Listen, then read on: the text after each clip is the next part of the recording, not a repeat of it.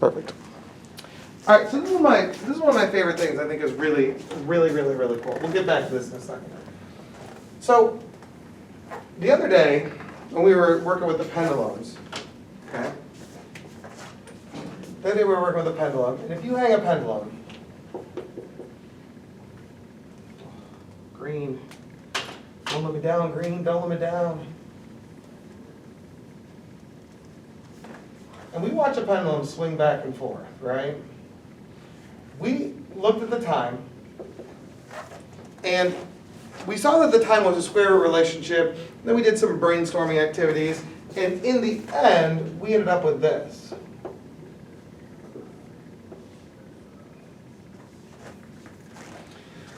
Where if you want to calculate the period of a pendulum, you need to know the length and you need to know the gravitational field strength. That's it. And it has this really specific structure here. Okay, there's a really specific structure where L is the mitigating factor and G is kind of like the coefficient of the force, right? Because what is the force on here? Isn't the restoring force the mg?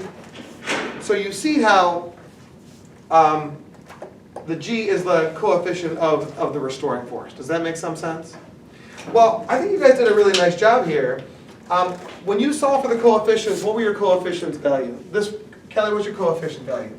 6.53. 6.53. LaFay, what was yours? Yeah, like 6.14. 6.14. Noah, what'd you guys get? 6.45. 4.5. And Mia, what'd you guys get? 6.36.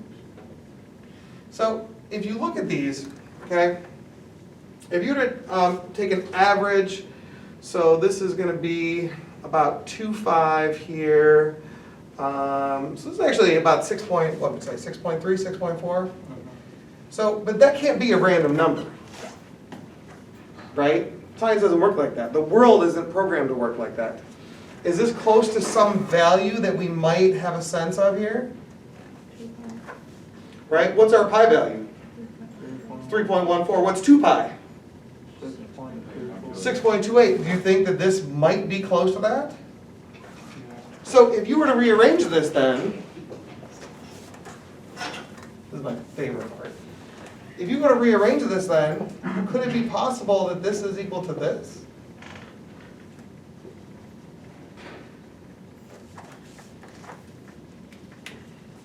I love how these two things have the parallel structure where m is the mitigating factor and k is the coefficient of the spring force, right? Because what is the force that brings this back? Is it equal to kx? Isn't that the spring force? And so you look at this one and you look at this one and the world just makes so much more sense. I love that as an idea. Now, something that Lucas said the other day, if you want to find the frequency, remember frequency is 1 over the period, so you would get 1 over 2 pi times the square root of k over x, right? Is that cool? All right. So that's that. So this will be on your equation sheet. You'll need to know that. This will be on your equation sheet, but you'll need to understand what the pieces of the puzzle are. Is that cool? So far, so good? So, and again, they're going to ask you questions like, well, if you double the mass, what happens to the period? If you double the mass, does the period of the spring change? The answer is no. Because where's the m?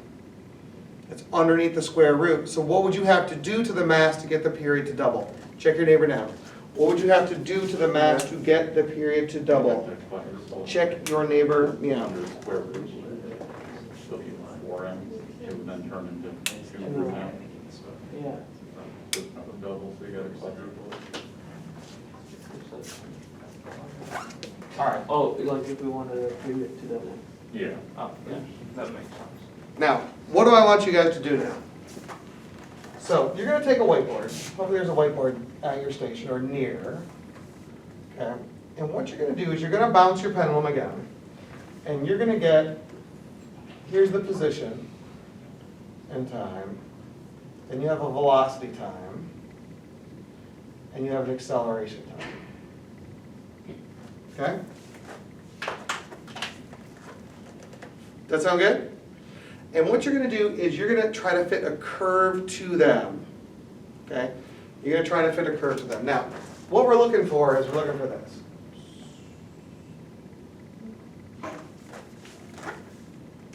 All right, so given the structure now, for simplicity, I started my graph, the one that I drew here, with the position at the maximum. Does that make sense?